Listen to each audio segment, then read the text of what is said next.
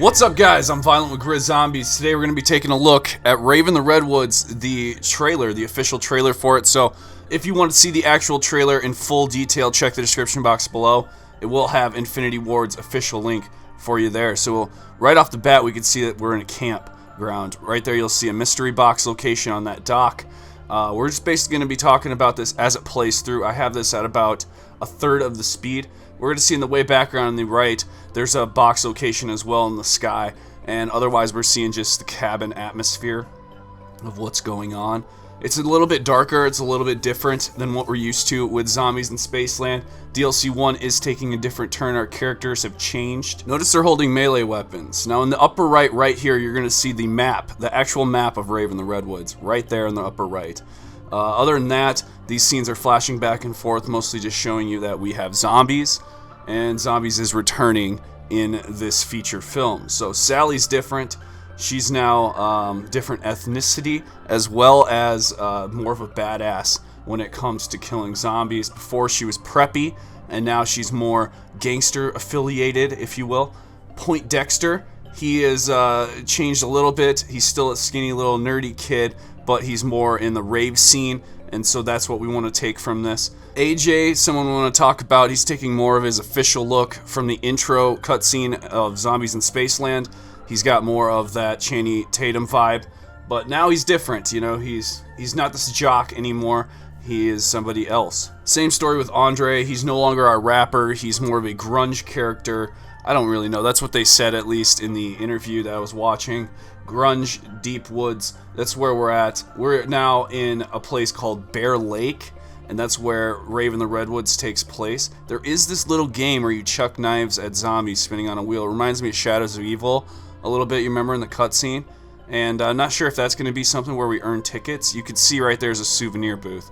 There was a souvenir booth right there, so that means, yeah, for sure we're going to have tickets, a ticket system. So we're seeing a bunch of melee weapons, right? Let me give you a little clarity as to what's going to go on with these melee weapons. When you start the map, you're not going to actually have, and that's where PhD Flopper might be, I'm not sure, right there. You're going to not have a weapon, not a starting pistol, no. We're actually going to start with nothing, and you're going to have to look around the map for a melee weapon, and that's how you'll get your first weapon. Interesting, right? Here's a look at our round 5 boss. That's right, it's a werewolf, if you will. I'm just going to call them werewolves or a were-yeti. I'm not sure what you want to call it. That's our round 5 boss. A few different Easter egg details. This button right here that you're seeing, this is the type of button for traps. So when you see that button, that means you can activate a trap, walk up to it, you'll have a price to pay. This appears to be the flogger from Shinonuma. This fire right here, maybe sort of our beast mode, I'm not sure, kind of like Shadows of Evil. But this is what's going to give us that Imperial vision, or whatever type of vision you want to call this, the RAVE in the Redwoods vision. And that's going to open up a new realm of Easter eggs. So I believe this is one of the first steps, or the step as to get started is getting the RAVE vision. So that might as well be something that we use to unlock Pack-a-Punch. I'm not sure, but someone apparently is looking at us from the distance. Who is this man? What is he doing? And can he help us?